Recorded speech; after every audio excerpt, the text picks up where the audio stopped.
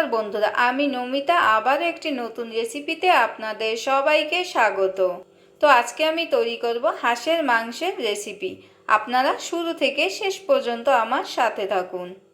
তার জন্য এখানে আমি নিয়ে নিয়েছি কিছুটা হাঁসের মাংস। এবার আমি এর সাথে অ্যাড করে নেব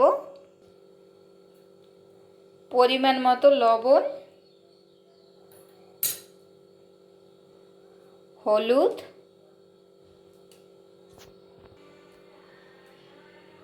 লঙ্কার গুঁড়ো, বেটে রাখা পেঁয়াজ, রসুন, আদা এবং কাঁচা লঙ্কা।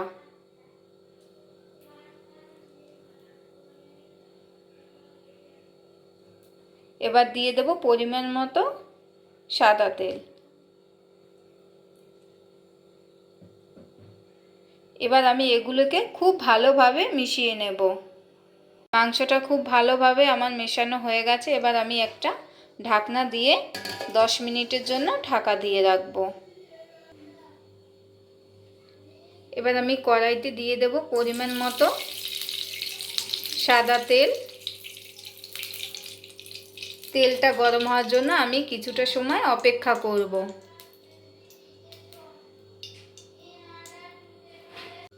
তেলটা গরম আমার হয়ে গেছে। এবার দিয়ে দিচ্ছি কেটে রাখা আলুগুলো।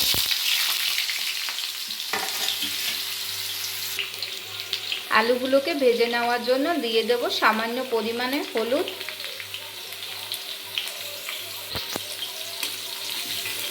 খুব ভালোভাবে আমি এগুলোকে ভেজে নেব।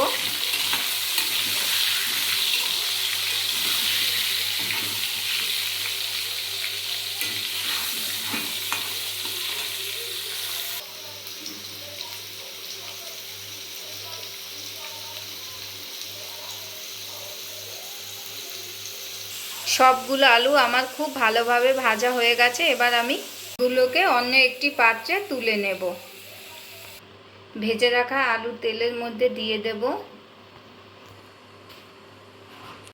গোটা দারচিনি, কিছু গোটা জিরে,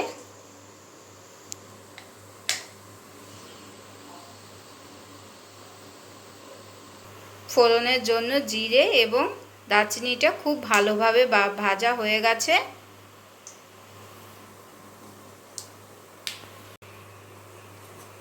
এবার আমি কেটে রাখা পেঁয়াজগুলো ভালো করে ভেজে নেব।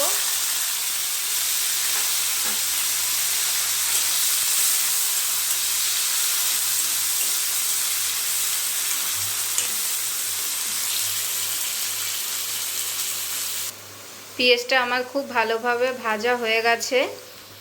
এবার আমি দিয়ে দেব মাংসগুলোকে খুব ভালোভাবে কষিয়ে নেব।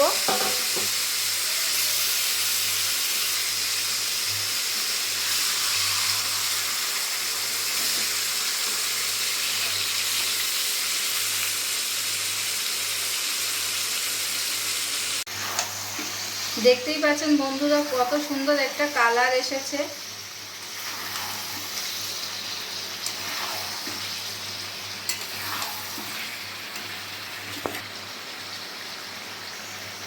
এবার আমি এগুলোর মধ্যে দিয়ে দেবো ভেজে রাখা আলুগুলো।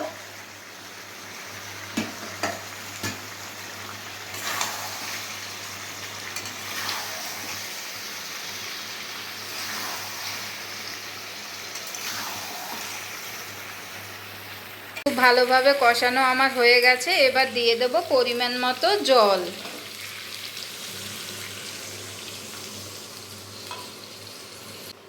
এবার আমি এটাকে 20 মিনিটের জন্য ঢাকা দিয়ে রাখব। দেশি হাঁস তো, এর জন্য একটু সময় নিয়ে করতে হবে। 20 মিনিট পরে ঢাকনা খোলার পরে দেখুন কত সুন্দর লাগছে দেখতে।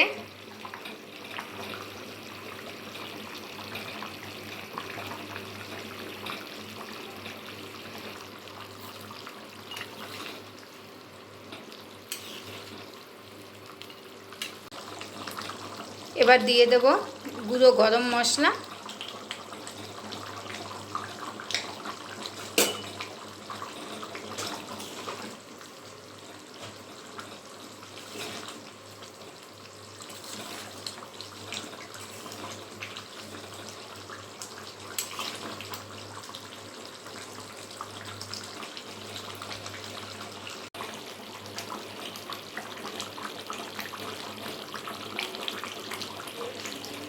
এটা আমার পুরো তৈরি হয়ে গেছে। এবার আমি এটাকে অন্য একটি পাত্রে নামিয়ে নেব।